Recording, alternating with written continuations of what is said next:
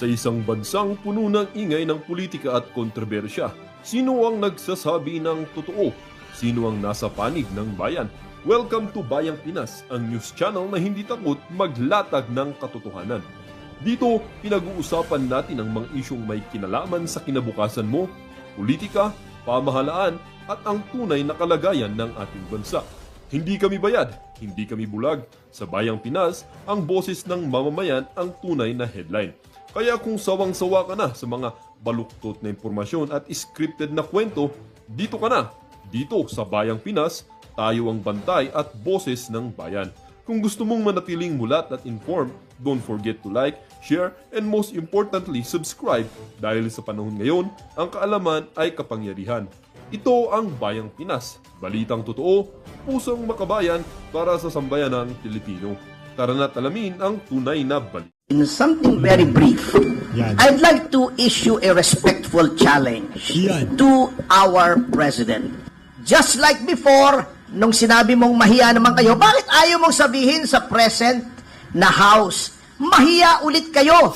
Sa dami ng insertions, I see Nabota City Lone District Representative Toby Tiangco for a total of 1.116 billion pesos. Mas malaki pa yung insertion kesa sa nakalagay sa net. Yan ho ang napakalupit na hamon netong si Attorney Ferdy Topacio dito kay Marcos Jr. Palakpakan. Ang tanong, kakanaho kaya yung bangag na yan? Malamang sa malamang, hindi. Duwag ho yang si Marcos Jr. Diba, ang dami na hong hamon dyan dito kay dating Pangulo Rodrigo Duterte. Ano sabi ng Tatay Digong? Doon tayo sa Luneta, sabay tayong magpapulburuntes. Kung talagang malinis ka, anong ginawa ni Marcos Jr.? Wala, natakot ho. Hair follicle test nitong si Amy Marcos. So, hindi pa rin ho siya kumakana mapanggang sa ngayong mga panahon na to.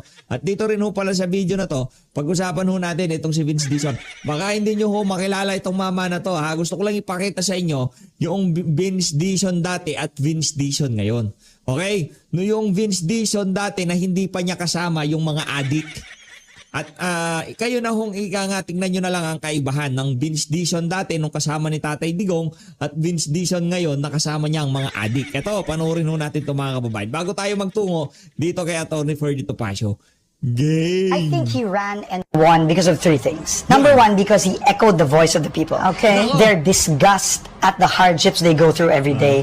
Their But ngayon kala ko bang nanalo siya dahil sa napanalunan niya ang sentimiento o puso ng bawat isang Pilipino. Ikaw naman, binubola mo na ka. Noon pa lang pala, binubola na tayo nitong si Bulol. Pero in fairness dito, hindi ka Bulol ha. Ngayon, ibang-iba ho siya The way na magsalita siya ngayon kasama niya yung mga adik at ngayon at dito sa video na to na kung saan ano ho ata siya dyan, BCDA ho si Vince Dizon dyan no? disgust at inaction in government. Yan. But more importantly, he won because he offered bold solutions, Yan. matapang na solusyon. Ika nga. Ano And talaga to, itong si Vince Dizon, aso ho talaga to. Kung sino hong naghahagis doon sa kanyang buto, yun ho talaga ang amo niya, ika nga.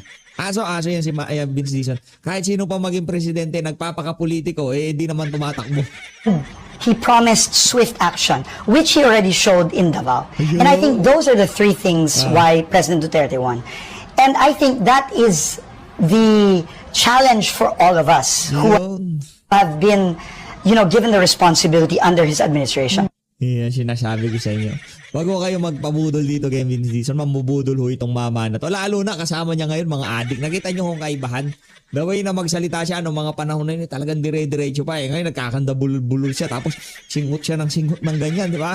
Tsaka ngayong mga panahon na to, hindi niya humalaman saan siya haharap. ICI, DOJ, harap siya dito sa DPWH, investigasyon dito. Wala akong natrabaho sa DPWH. Mira. Yung dapat na trabaho ginagawa niya na kung saan pagandahin ang ating mga infrastruktura, mga kalsada, di ba? Mga pasilidad sa ating bansa. Ang ginawa ko niya, nagpa-preskon. Wala na hong naita yung mga bagong infrastruktura dahil lang wala ho siyang inatupag kung hindi pagtanggol itong si Bangag. Ito, pakinggan natin. Ang hamon nitong si Attorney Ferdy Topacio. Game! nais ko lang sabihin something very brief. Yan. I'd like to issue a respectful challenge Yan. to our president.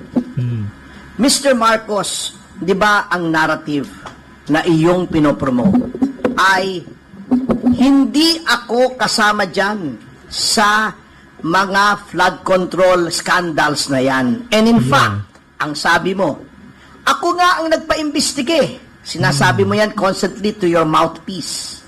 At sinabi mo pa nga, di ba, noong ikaw ay nag-speech nung SONA, mahiya naman kayo. Now, I would like to respectfully ask the President, Sir, kung hindi ikaw ang mastermind, sino? Sino? Ba't hindi mo masabi? Hanggang ngayon, September pa yung ICI mo, hindi mo pa rin Nako. masabi. Nako po! Matindi yan, ha? O ngayon, kung hindi nga naman pala ikaw ang mastermind, Marcos Jr., sino? Si Saldico, hindi siya pwede maging mastermind at hindi yan papaniwalaan ng ating mga kababayan, di ba? Hindi ho siya magiging mastermind. Si Saldico ay kailanman hindi magiging mastermind dahil si Saldico, ika nga, yung karakter niya, yung pagiging congressman niya, talagang umikot ho sa pagiging aso nitong si Martin Romualdez. Hindi ho siya pwede maging mastermind. 2 tao lang ang pwede mong iturong mastermind dito at ika nga pwede namin paniwalaan. Ang mastermind dito, si Martin Romualdez at ikaw. Maliban dito sa dalawa na to, kung sino man, hindi pwedeng bumaba ng ranggo dito sa dalawang pangalan na to ang posibleng maging mastermind. Dito sa napakalaking eskandalo na to, na kung saan napakarami nyo nang pinambuhos na tubig na issue at hindi nyo mapatay-patay. Hindi mo lang mapapatay ang issue na yan. Habang buhay hong hahabulin. Itong si Marcos Jr. at itong si Martin Romualdez, itong issue na to. Pagka binanggit nyo ho ang salitang flood control scandal, kakakibat ho niyan Marcos Jr. Sa manwala ho kayo siya hindi. Pagka binanggit nyo ho yung DPWH, kaakibat ho niyan korupsyon. Di ba? Pagnanakaw. O pagka binanggit nyo ho yung mga katagang insertion, ang kaagad pumapasok sa utak ng ating mga kababayan, Martin Romualdez. Yun ho ang realidad dito. Ang multo na yan, habang buhay ho kayo, nakaratay na lang kayo sa banig ng karamdaman, yan pang humahabol sa inyong mga walang hiya kayong magnanakaw kayo. Di ba? Kung ikaw ang nagpa-imbestiga, ano nangyari sa investigasyon? Bakit hindi mo pa rin masabi hanggang ngayon kung sino ang mastermind? At sa nakikita mo na yung National Expenditure Program mo ay nilakihan na naman. Just like before, nung sinabi mong mahiya naman kayo, bakit ayaw mong sabihin sa present na House, mahiya ulit kayo? I mean, what gives? Salita lang ba, Mr. President? Are you not going to tell the Filipino people kung sinong dapat mahiya? Sino ba dapat mahiya talaga rito? Kung hindi kayo, sinong dapat mahiya? Yung pinsan mo ba? Yung anak mo ba? Sinong dapat mahiya, Mr. President? Why are you so silent? Bakit Yan. puro lip service? So that is my challenge. Ngayon, eto naman, public knowledge naman, pero alam nyo, magugulat kayo. Because, alam nyo, yung sinasabi nga po sa Constitution, Rob, na the legislature is the guardian of the public purse. Alam nyo, dapat po ang ginagawa ng ating lehislatura ay magtipid. Kung merong wish list ang presidente under the National Expenditure Program, siguro dagdagan mo ng konti, bawasan mo ng konti, but for you to double or treble yung hinihingi ng presidente, there's something wrong. Bakit sa halip na pangalagaan mo yung pondo, tipirin mo, nilalakihan mo pa? Walang iniwan niya sa anak mo Humihingi ng allowance, Dad, may party ako sa Sabado, pahingi naman 1,000. Wag, 800 lang. Ito, baliktad Paano matututo ng fiscal responsibility? Dad, pahingi ng 1,000, gawin natin 3,000. Saan mo ilalagay yung 2,000? Ha? Yun ang nagtataka ko. Kita nyo, ito na naman walang pagbabago mga kasama. tignan ninyo Kaya sinasabi ko yung speaker, same, different dog, same collar. Eto, umpisahan natin. Yung iba halimbawa si Roman Antonio, ang insertion siya, hundreds of millions. Okay? Kunin na lang natin yung first 5 para hindi kayo maboard. Ang number 5 sa dami ng insertions ay si Nabota City Lone District Representative Toby Tiangco. Nako! Ang Ano nangyari dito kay Toby Tiangco?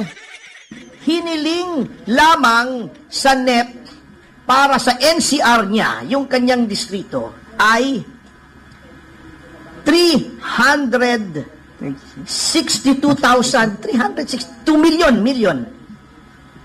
Ang in-insert niya ay 754,000. Doble.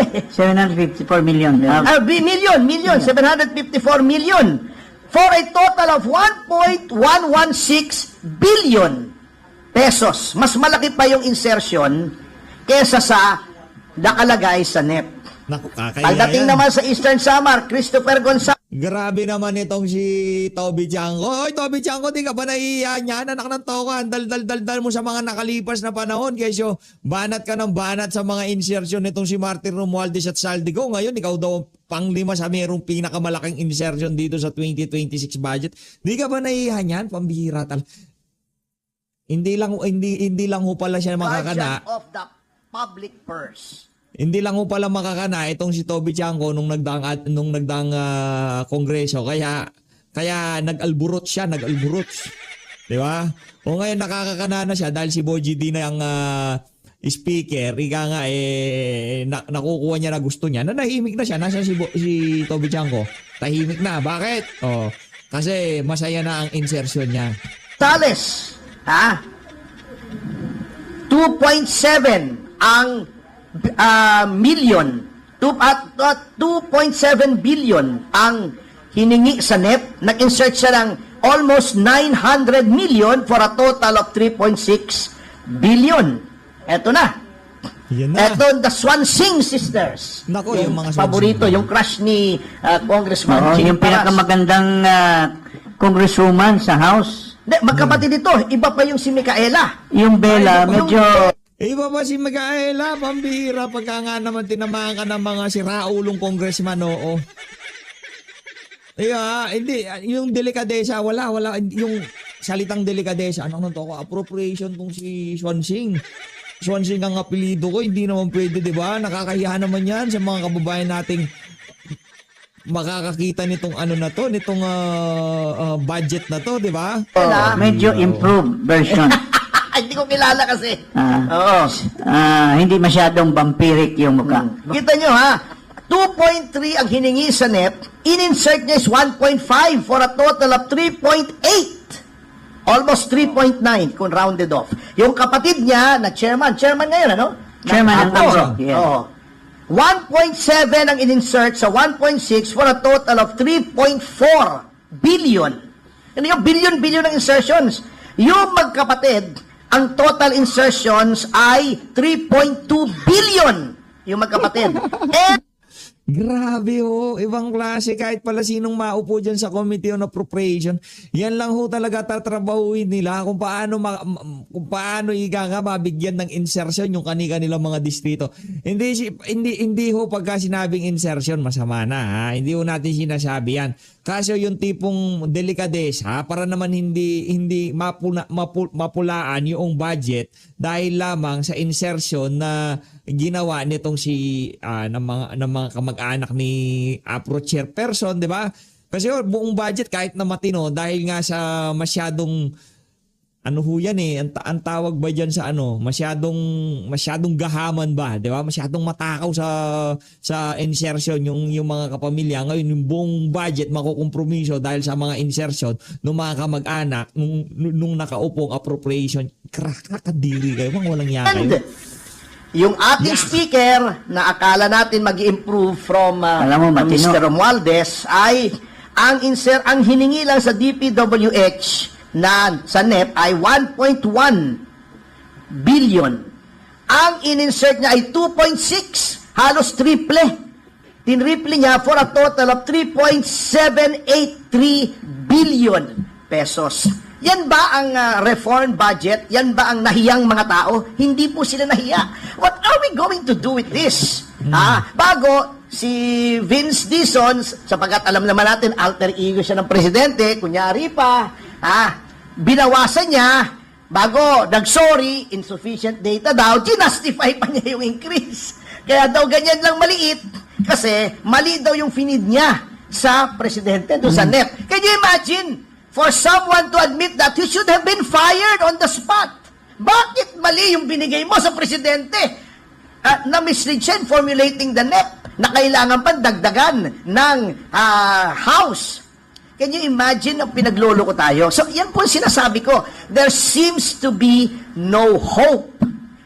Hanggang matapos po ang termino nitong Pangulong ito, ganyan po ng ganyan. Dahil nga, hindi po sila pwede magtanggal ng insertions kasi ipanunuhol po nila yan. Pagdating ng February 26 ba? O 6? Yung February deadline. 26. 6. Yung Pagdating ng February 26, deadline of the 1 year. kakailanganin nila yung perang yan. Sapagkat katulad nga na sinabi ni Chairman Cardema, depende ang budget mo doon sa agreement or disagreement mo doon sa pinagagawa nila sa'yo. Ayaw mong pumirma, wala kang budget, pipirma ka, sagana ka sa budget. So, yun po ang malaking problema kung bakit hindi, never, na mare-reform ang ating budget. Okay, so bago po tayo makinig sa iba pang, Hindi, diretso natin to kay doon pa rin sa pagsasalita nitong si Atty. Ferdy Topacio.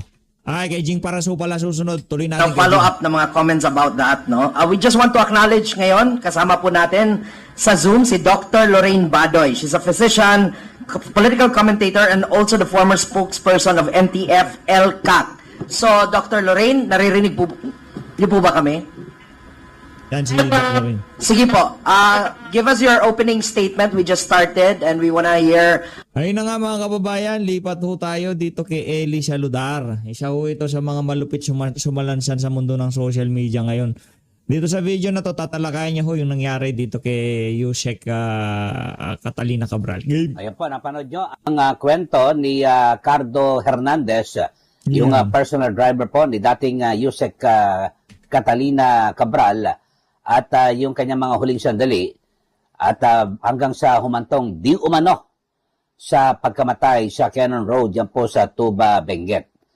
At sa panahon po ng Billionaire News Channel ay napansin na umano ni Hernandez yung pagkabalisa dito pong si Cabral habang nasa gilid po ng bangin dyan po sa Cannon Road.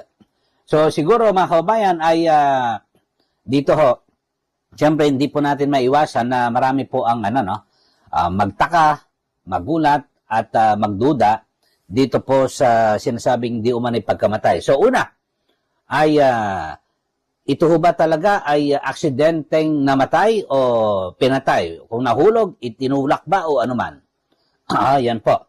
Kasi ang lugar ho mga kababayan ay saktong-sakto yung pinangyarihan ng lugar. Wala pong CCTV. Wala pong makakapag dadagdag at makapaglilinaw na may ebidensya kung ano talaga ang totoong nangyari. Kasi kung dito ho yan sa Metro Manila at yung mga pangkaraniwang lugar, marami ho, dito sa atin ay napakarami ho ng mga CCTV. Taga Quezon City ho yan si Cabral at bakit tapunta ho ron sa Tuba, Benguet sa Cannon Road. Maaaring aakyat ho siya sa Baguio kung ano man kasama ang driver. So, baka, kasi ito, hindi maialis sa mga mag-iisip na baka may tumawag, makita tayo doon sa sa may Cannon Road at doon natin pag-usapan yung ating mga plano dahil sa isa po ito sa sa sasampahan po ng kaso Ito pong si dating Yusek Cabral. Yun ho mga kababayan. So, talagang naharap na po siya, no? So, sa kabilang banda ay kung yan po naman ay may foul play, siguro imbestigan din po ng ating mga otoridad. Kaya lang masaklap po rito. Wala pong CCTV sa lugar na ganyan. Mga kabayan, bundok na ho yan At pangalawang anggulo ay maaaring nagpakamatay. Yung isa, yung unang anggulo ay baka may foul play o talagang sadyang inihulog, may kausap. Tapos pangalawa naman ay baka naman talagang hindi na makayanan. Di ba? Meron din isang taga-TVWH sa mga nakaraang buwan napaulat na nag-suicide. So ito, baka gano'n, nag-suicide. Mga kababayan. Tapos yung pangatlo naman, aksidente. Yan po ang mga ang mga anggulo na lumalabas so ngayon. Tapos, meron pang pang-apat. Dapat siguraduhin na baka nasiraan talaga. Kasi baka naman palabasin na namatay na, tapos bigla nang nawala na siya sa eksena. So, pwedeng ganun. 4 ho yan ang anggulo, Ako ho, yun ho nakikita ko ngayon, Ewan ko kung nakita ho ito ng pulis. Una, may foul play. Posibleng talagang pinatay, may kinausap, tas inuhulog, patay. Pangalawa, yung talagang aksidente, nahulog, patay. Pangatlo ay, yun nga ho, yung sinasabi ho natin kanina na baka naman na talagang, wala, nagpakamatay ho talaga. Tapos yung isa naman baka gusto lang mawala sa eksena para labasin na patay. Yun ho. Kayo ho, ano ang masasabi niyo ho rito mga kababayan sa pangyayari ito? Kasi kung atin pong matatandaan, ay ito pong si Yusek Cabral ay siya po ay nag-resign bilang Yusek sa gitna po ng isinasagawang investigasyon ng Senado.